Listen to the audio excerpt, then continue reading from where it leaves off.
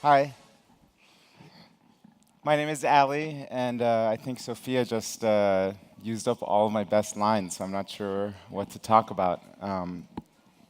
It's really a delight to be back in Madrid speaking to you. I was here, I spoke last year, and applying Moore's law, it's my goal to convey twice as much information in half the time as last time. Actually, last time I only have one message to convey this time, so I guess last time I must have conveyed half a message. But what I want to talk about is expanding on a theme that I talked about last time, which is talking about risk and what I think is the most fundamental element of what defines Silicon Valley startups. And as Sophia said, for me, Silicon Valley is not just a location. Silicon Valley has two meanings. It is a place, obviously, in California, but it's also a spirit or a philosophy. And there are a lot of companies that we think of as Silicon Valley companies, even though they're not located there. So Amazon, for example, or Skype, both have the ethos of a Silicon Valley startup, even though they're not located anywhere close to Silicon Valley. And what I want to talk about is the essence of what I think defines a Silicon Valley startup is embracing risk. The characters on the screen are the representation of the word crisis that contains actually two characters. The first part is danger, and the second part is opportunity. And too often, human nature sees the danger, and the danger is what makes us afraid and makes us want to protect ourselves. And the essence of Silicon Valley startups is not just to hedge the danger, but completely ignore it altogether and just look at the opportunity and focus on that. And that's a very difficult thing to do because it's scary, and fear is a very, very human quality. It's natural in the face of danger to feel afraid. That's a protective trait. But fear can also really cause you to make the wrong decisions if you're running a startup.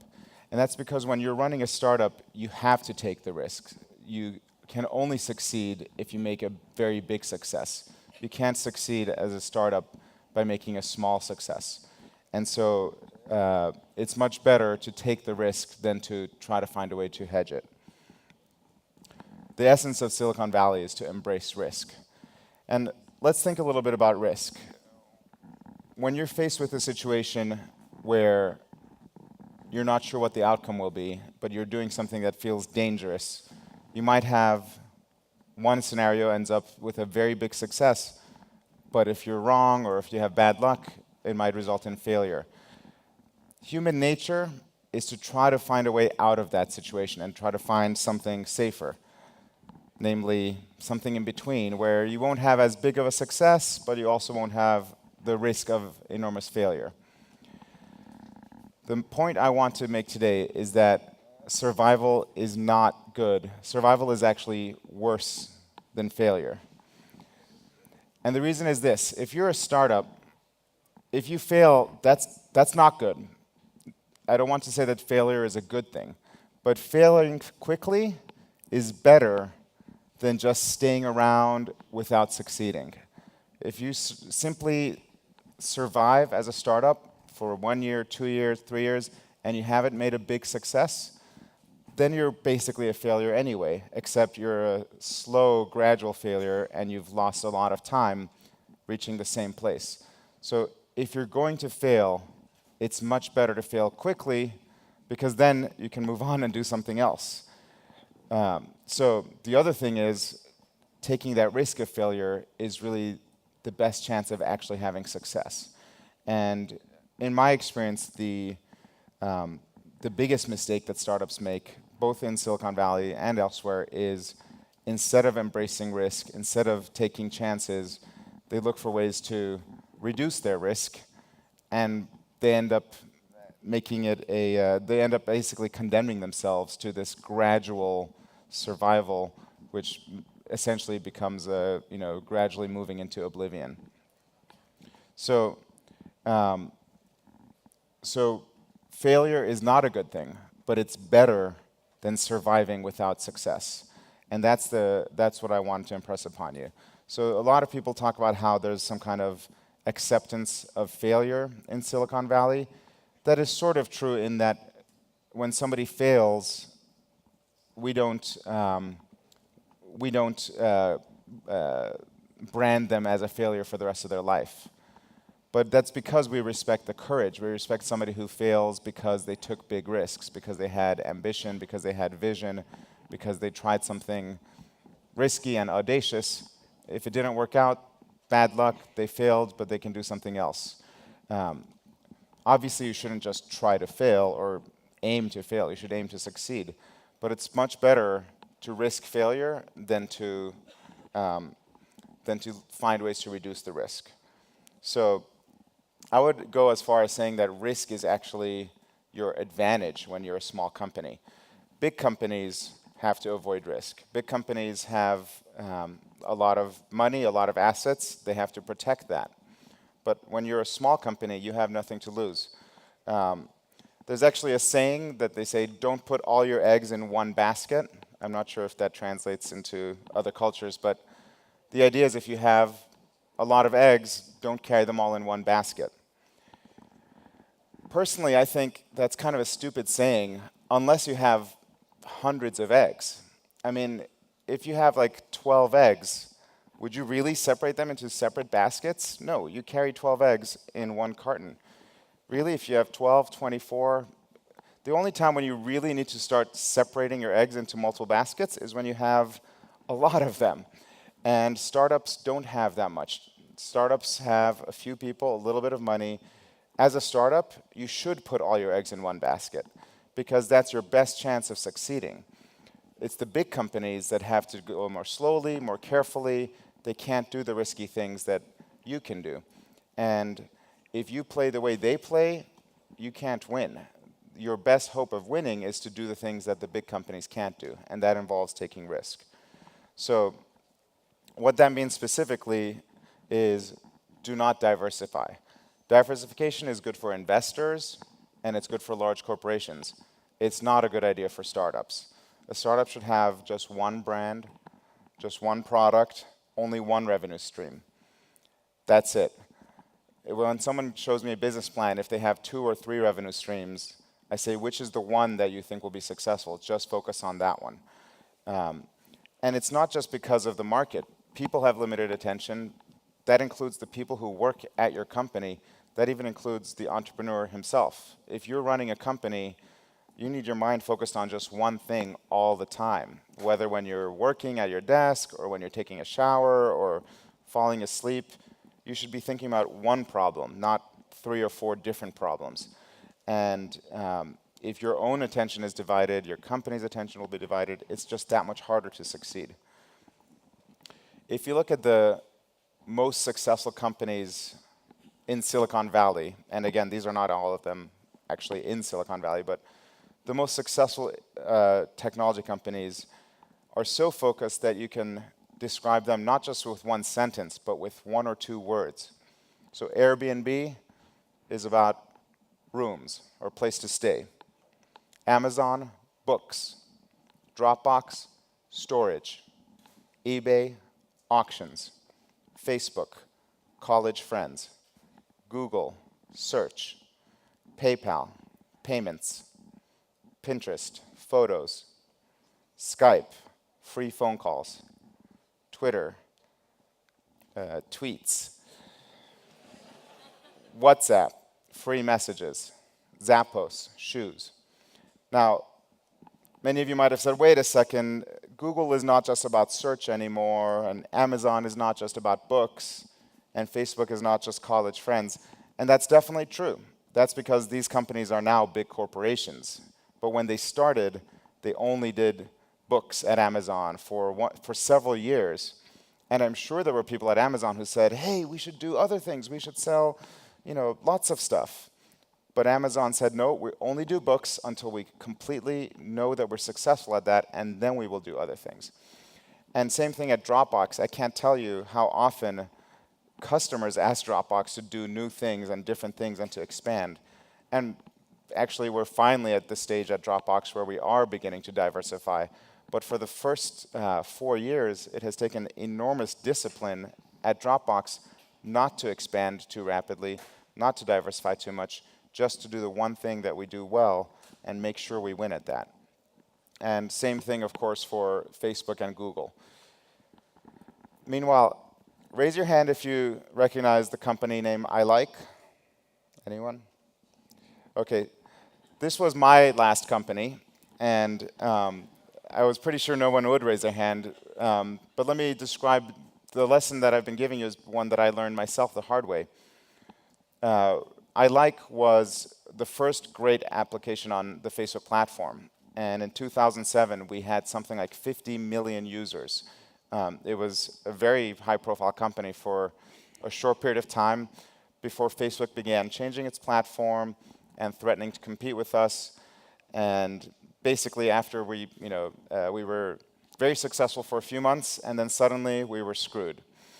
And so we felt we were facing enormous risk staying on the Facebook platform and focusing all our efforts there. It was really scary. And so what did we do? We did what most human beings would want to do. We diversified. We began to invest in our plugin for iTunes. We built an app for Orkut, another social network. We built an app for High Five. We built an iPhone app. We built a plugin for Windows Media Player. We built a partnership with Ask.com. We built an app on Bebo. We built an app on MySpace. We built an artist dashboard to connect all those things together. And by 2009, even I couldn't tell you what I Like was about. We were so diversified. We had, a presence everywhere, but we just didn't mean anything anymore. And we were very lucky that we were able to sell the company to MySpace, but really I would say this was not a success. This was a case of we survived into oblivion, basically. And this is the path that I would advise you not to do. In hindsight, I'm not sure what would have happened, but I think we should have doubled down on the Facebook platform. That might have led to instant failure, but that would have been better than sticking around for 2 or 3 years, only to have a small acquisition. Or we might have been a bigger success, like Zynga or Flickster. But either way, we would have known the outcome much faster. So I'm going to sort of expound on the idea of some of the different ways that companies, startups, try to diversify because they're afraid of risk. One way is to have multiple revenue streams. And that's basically because you're not sure if you're going to make money one way, so let's try 2 ways or 3 ways. If this one doesn't work, then that one. If that one, the third one. That's a bad idea. One revenue stream, if it works, is enough to succeed. And it's also a lot easier if the revenue stream comes from your users, because then all you need to do is focus on making your users happy, and hopefully some of them will pay you. Companies that have users for free and then make the money from some other customer, that's just more complicated because they really have 2 different customers. They really have 2 products, one that's free and one that makes money. That's already more complex, and it's harder to do that well. The simpler you keep it, the fewer things you have to do, the more likely you are to succeed. Now, of course, you'd be saying, this is risky, one revenue stream, what if we get it wrong? We won't make money, we'll go out of business. My message is, that's okay, you have to take that risk. You have to put all your eggs in one basket. That's your best chance of success. Now, you may find that what you try to do is a failure, and then you decide to kill it and do something different, do a second revenue stream after the first one failed. That's an option if you have enough funding to change your plan before you go out of business. You can certainly try that. But I would say you should not try to do 2 things at once. Another fairly common thing that I see with startups that are very young, when they're in the fundraising mode, they're not sure what they want to do, so they ask investors, or they ask, well, what do investors want to see? Would investors prefer it if we did this, or would they prefer it if we did that? And they need to raise the funding, so they tailor their business plan to what they think investors would like. And I think that's a mistake, because it just often ends up causing you to add more and more complexity to your plan. The way I would look at it is that if you're the entrepreneur, you're the number one investor, because you're investing your time, you're investing your life. And actually, the number two investor is your business partner or your first employee. You and the first few employees are the biggest investors, and you should design your business plan based on what you want to see. Now, that might seem very risky, because what if that's not what investors want to see? But that's a risk I think you ought to take, because then you can have something that you really believe in, and you can be much more effective pitching that to investors, because it's something that you're investing in. The way I would approach it is that you're not building something for the investors. You're building something for yourself, and you're just finding an investor who is probably already out there somewhere who also shares the same vision as you. And no matter what your vision, there's probably somebody out there who has the same vision. And your job is just to find that person, and then that's how you raise your money. Of course, if you search and search and search and don't find anybody, then you might realize your vision was a bad one, and you have to give up. Or you might keep going. It depends on how much confidence you have. But the main point is, stick to your gut and stick to what you believe in, and then work on finding the investor who also believes in that. Now, when you think of this, finding an investor is a lot easier if your whole mission is just one thing. If you do one thing, then you just need to find an investor who also believes in that one thing.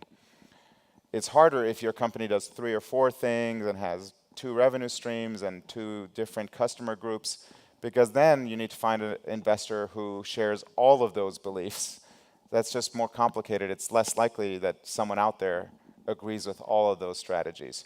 And so this is another reason to keep things very simple. When you do something very simple, then the investors either hate it or they like it. But it's simple.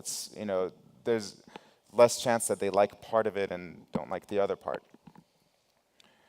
So I would say this message even more broadly. The most successful entrepreneurs I've ever worked with are ones who created their company not because they knew there was going to be money, but because they needed something themselves. So they built it because they needed it.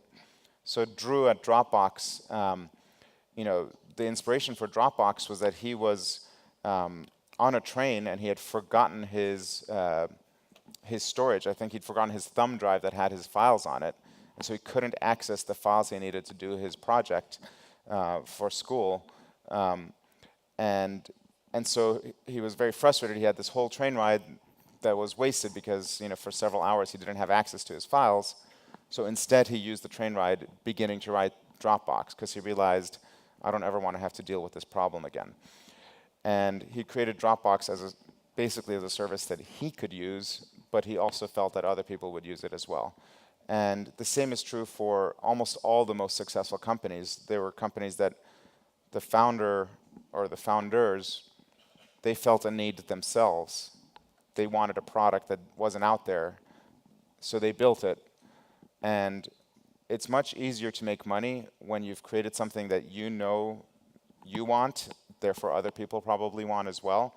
I think it's less effective when entrepreneurs say, okay, we need to make money. Let's use spreadsheets and analysis to figure out where the money is, and then decide what product to build for that market. Because then you end up in a market that maybe you're not familiar with. It's not what your heart is in. You're doing it because your spreadsheet tells you that there's money to be made, but not because your heart wants to do it. It's just much harder to have the kind of belief and courage that you need to take risks in something that is not coming from the heart. And really, my whole message today is about courage. For you to be able to succeed in a startup, you need enormous courage. You need to be able to be so sure of your success that you can keep going even though there's a lot of risk, even though other people tell you it's a bad idea. You need to have almost religious belief in your business. And it's a lot easier to have that courage if it's something that your heart initiated. So the last message I have is something I think particularly relevant for, I've seen a lot of companies outside Silicon Valley, not just in Europe, but in America, other parts of America as well, that come up with a business idea that tends to be a small improvement over an existing industry. There was a company, a friend of mine actually started not long ago, that was basically going to improve the travel industry by improving the profitability of airlines and hotels by 10 or 20%. That might make money, that's not a bad idea, but that's not what I would consider a great Silicon Valley startup. A great Silicon Valley startup is like Airbnb, where they imagine a completely crazy new idea that's not just slightly increasing the value of the industry, but completely disrupting it and creating a whole new industry. Similarly, Uber, which I actually can't remember the name of the equivalent in Spain, but rather than finding a way to make taxi companies more efficient, they just completely created a completely new transportation concept that was very risky. Who knows if it'll work, but if it does work, it has a potential to be very huge. So I think this is easier said than done, because I know that it's more scary to come up with something that is very bold, because it has a higher chance of failure as well. But that's really my message today is, if you want to have a successful Silicon Valley startup, be bold, have the courage, and take the big risks. Lastly, I'll say, failure is not good. No one wants to fail.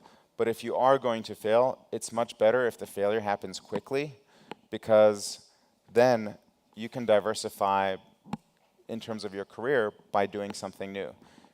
It's much worse to have failure after 4 years of trying and trying and trying, and finally you give up.